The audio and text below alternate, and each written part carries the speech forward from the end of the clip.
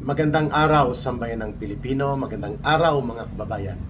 Maraming salamat po at kasama niyo naman ngayon si Ka Eric sa isa na namang episode ng ating balita at talakayan. Uy, maraming salamat sa patuloy na nagsusubaybay at patuloy na tumutulong na lumaganap po ang ating Ka Eric Celis YouTube channel. We are now close to 92,000 and by the looks of it, pwede tayong umabot po ng siguro hanggang 100,000 before mag-December.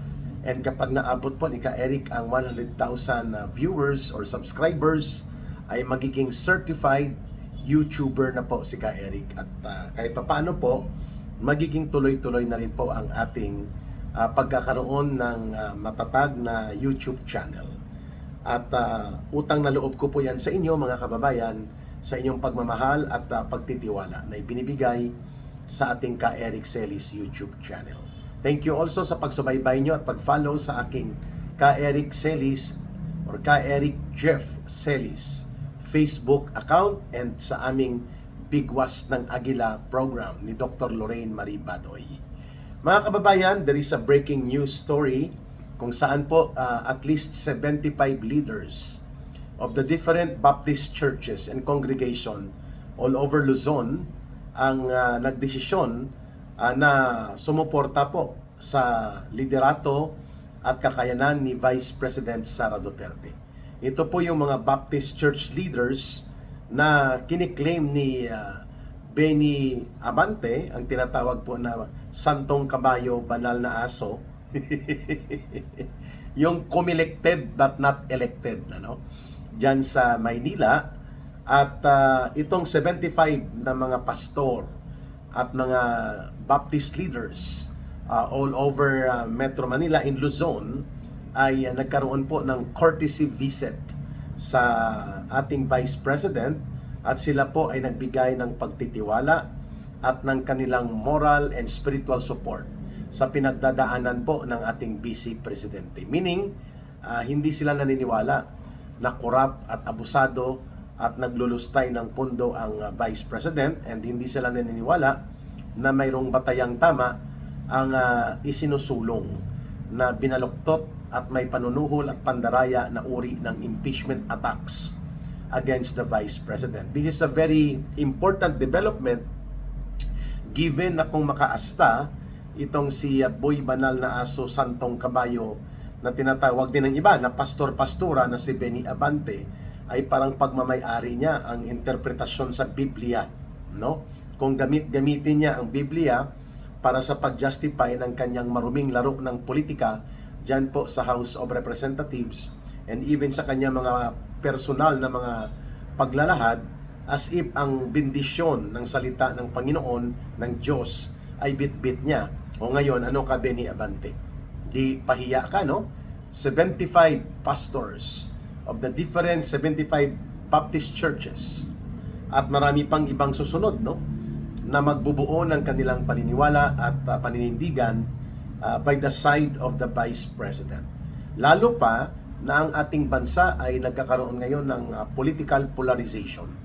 Nahahati po ang ating bansa sa gitna po ng mga atake at pamimirwisyo ni Marcos Jr., kumpas niya, ipinapatupad ng anak niya diyan sa House of Representatives tungkol po sa target nila na tanggalin sa pagkapangalawang Pangulo si Vice President Sara Duterte by way of impeachment para hindi na po siya magiging qualified pa to run as President or in any office kapag siya po ay na-convict sa Senate Impeachment Court.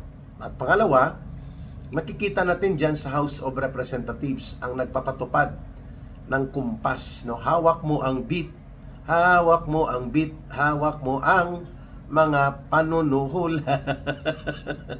Yun pong anak ni Marcos Jr. na itinuturo kasama ni Speaker Budjiddi sa pagpapasiguro na pilit-pitin at pilitin ang mga kongresista, lalo na mga buaya at sakim sa pera, nabayaran at suhulan sila sa pamamagitan ng mga pundo dyan sa House of Representatives by the staggering amount, no, dito pa lang sa botohan sa House Committee on Injustice, mga 1.3 billion na ang ginamit sa halagang tag 25 million pesos po ang guarantee support or incentives para mag-attend lang at bumoto ng magpapasiguro na madudurog si Vice President Sara Duterte sa pagpapahiya na ginagawa po dyan sa sinasabi nilang kangaroo court ng Committee on Injustice.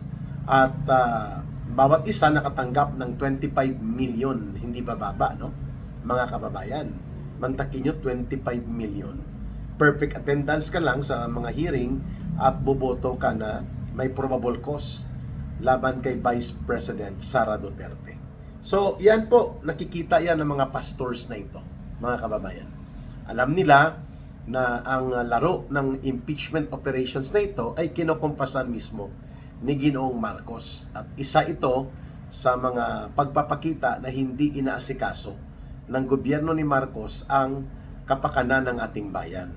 Instead na unahin at seryoso na mabigyan ng kalutasan at ng lunas at ng tamang direksyon ang malaganap na kahirapan, pagbagsak ng ekonomiya, paggapang sa kabuhayan at ipit na sitwasyon ng mga mamamayang Pilipino, lalo na po ang mga magsasaka, magbubukid, manggagawang bukid, mga mangingisda, mga manggagawa, mga urban poor, itong tinatawag natin ng mga ordinaryong masang Pilipino.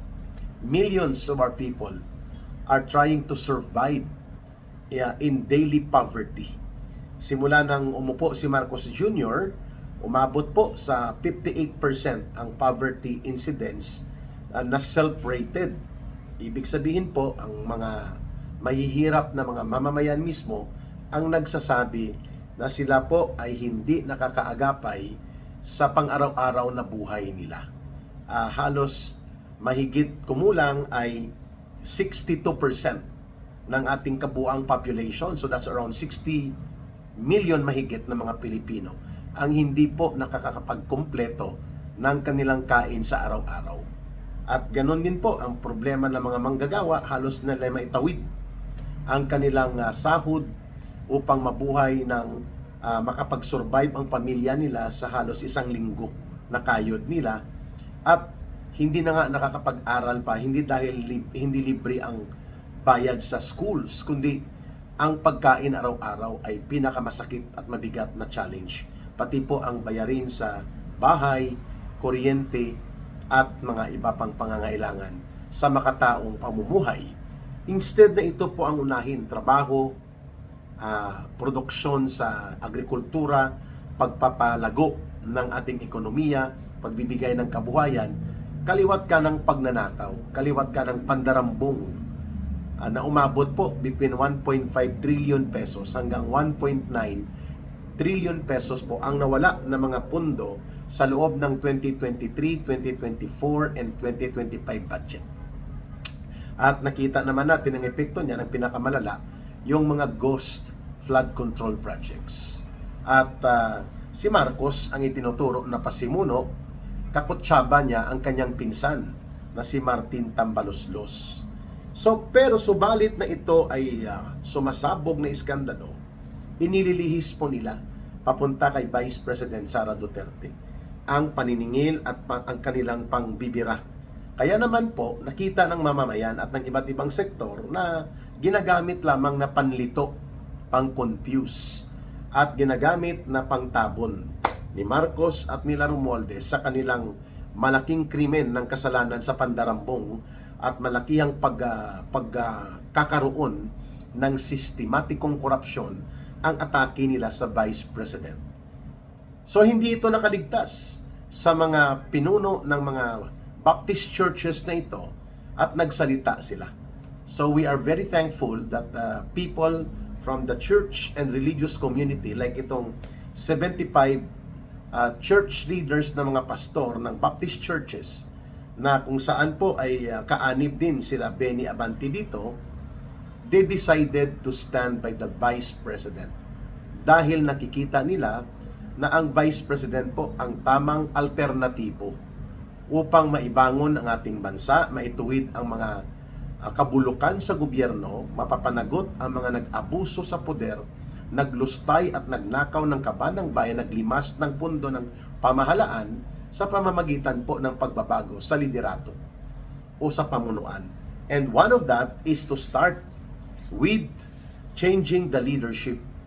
At nakita ng mga pastor na ito na ang pamumuno ng isang Sara Duterte na matatag, matapang at may paninindigan at hindi po direksyon ng korupsyon at pandarambong ang inuuna at matatag na humaharap sa mga tiwali at mga bulok na opisyal ng gobyerno na pinagkakaisahan siya, dinudumog o kung sa termino pa sa Bangsamoro na mga tradisyon, nagkakaroon ng pintakasi. Lahat po ay dinudumog nila si Vice President Sara Duterte. Pero anong nangyari? Ito, nakikita ng iba't ibang sektor ng lipunan na tuloy-tuloy ang paglakas ng paninindigan ng Vice President na harapin po ang lahat ng mga marurumi na mga operation sa black propaganda, pambabaluktot sa impeachment, pamamahiya, at mga panggigipit sa mga kaso. To the point na pati itong NBI or National Bureau of Investigation nakisawsaw na, no? Ginamit na para iharas, takutin, at talaga namang i-intimidate at ipitin si Vice President Sara Duterte, ang Anti-Money Laundering Council, ang AMLAC, no? Lahat ng ito mga agencies of government that they can use power of the law and instruments of the government na ngayon ay ginagamit nga nila para sa maruming laro ng politika sa kumpas nila Marcos. So ngayon, maganda at nagsalita itong mga church and religious leaders na hindi sila naniniwala na ang Vice President ay sangkot sa mga anomalya, bagkos ito pa nga dapat ang mangunguna sa pagpapanagot doon sa mga totoong sangkot sa anomalya. And so therefore, kanina sa araw na ito ay idiniklara nila ang kanilang pagtitiwala, ang kanilang moral and spiritual conviction in favor kay Vice President Sara Duterte. At malaking bagay ito, mga kababayan, sapagkat dumadami pa ang mga iba't ibang sektor ng lipunan na napupundi na, punong-puno na, at inaabot na nila ang antas ng pagkasuklam sa gobyernong ito ni Marcos at nila Romualdez na walang ibang ginawa kundi ang unahin ang maniobra na manatili sa poder, mapagtakpan ang kanilang krimen na ginawa sa pandarambong at paglimas sa kaban ng bayan, at durugin ng tuluyan ang anumang natitira pa ng mga political influence ng mga Duterte. Kaya, ito ngayon, bumabalik sa kanila, nagbubumirang, ano? Marcos has been in a consistent decline. Pababa at pabulusok, pabagsak ang mga approval and trust rating nila Marcos. Mula pa December last year hanggang sa unang quarter ng taon na ito, puro po negative or below zero ang trust and approval rating ni Marcos, while Sara Duterte ay patuloy po na siya ang nangunguna, na pinagkakatiwalaan at gustong mamuno ng mga mayoriya ng mga Pilipino. Lalo na sa trust and approval rating ni Martin Tambaluslos, lugmok na lugmok siya, no? Siguro baka negative 50. Kung si Marcos ay nag-a-average ng mga negative 20, si Martin Tambaluslos mga negative 50. So itinapon na po nila lahat-lahat. Binuhusan na po nila ng napakarami at napakalaking pera. Billions of pesos. May mga troll pa, may mga keyboard zombies, dahil lahat po ay binayaran na nila, pati ang pagkontrol sa mainstream media, yung mga balita na kokontrol, yung anggulo ng atake ng balita ay namamanipulate para palabasin po na masama at hindi matino na tao o hindi matino na opisyal si Vice President Sara Duterte. Pero what effect? After all of the hundreds of billions of pesos in the last 3 years na tudo atake si Marcos at sila Romualdez kay Sara Duterte, all the more na niyayakap po ng mga mamamayan, mayoriya ng mga Pilipino, ang isang Sara Duterte bilang alternatibo at siya na susunod po na magiging presidente ng Pilipinas. Whether yan ay mapapaaga kung mag-resign si Marcos o umalis siya sa kapangyarihan o kapag dumating po ang presidential elections sa 2028. But the destiny of being the next president seemingly is written in the stars, sabi ng ilang mga observers, for Sara Duterte.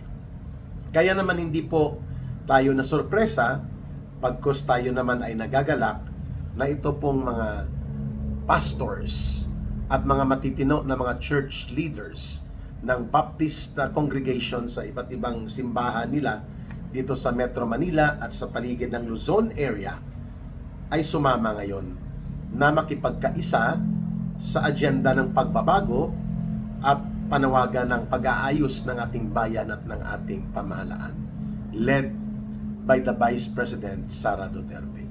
Congratulations sa Vice President Sara Duterte for having this kind of welcoming energy. Napakalakas na enerhiya pong ibinigay na inspirasyon na ito ng mga matitino at maaayos na mga pastor ng iba't ibang Baptist churches.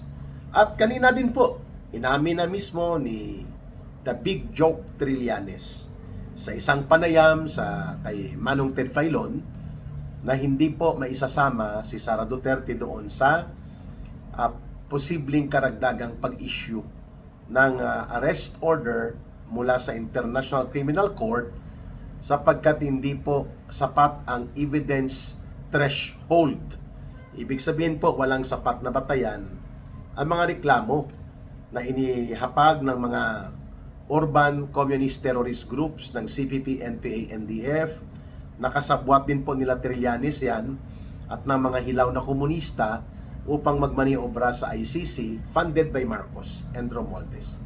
Now the ICC mukhang mahihirapan silang i-justify na isama si Sara Duterte dito sa mga kasong ito.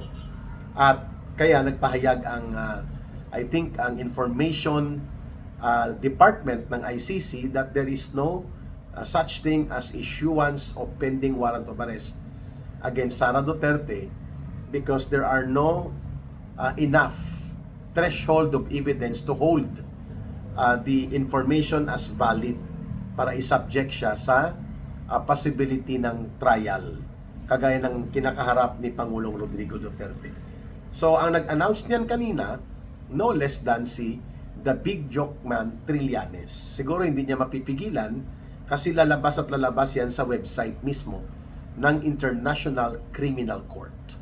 At kaya naman po, malinaw na nasa tamang batayan itong timing ng paglabas ng balita na ito that Sara Duterte is no longer in the target of possible additional warrant of arrest that might be issued by the ICC because wala po sapat na batayang ebidensya upang makatayo ang mga gawa-gawang kaso laban sa kanya.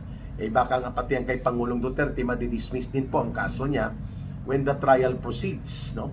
Mga kababayan, because it is not the rule ng mga komunista at mga propagandista nila at ng mga political mercenary operators ni Bongbong Marcos Jr., the like of Trillanes, na ang mga salita nila ang tatayo sa korte. Evidence will speak. Yan po ang rule dyan. And evidence will establish guilt or will establish acquittal.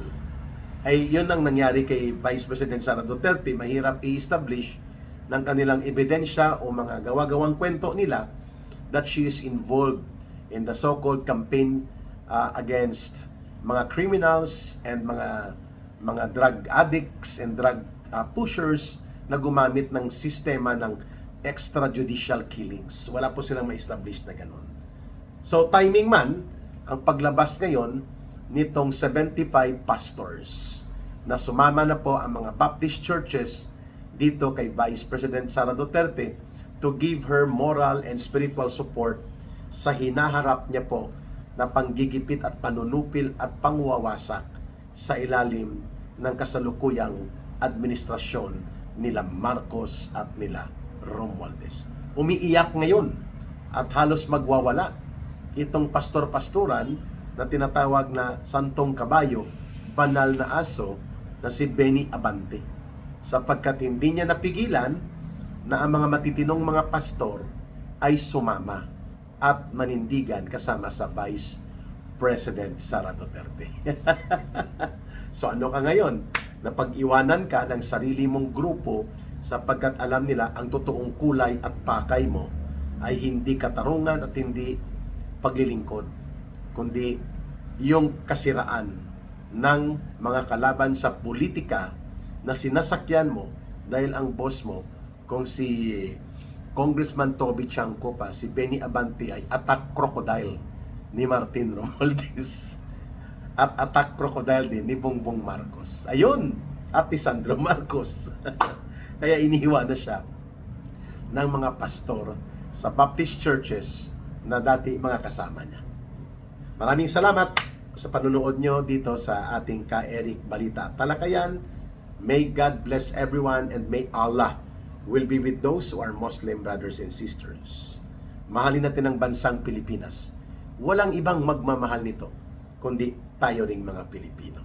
Maraming salamat muli. Bye for now. Ito po si Ka-Eric. Mabuhay!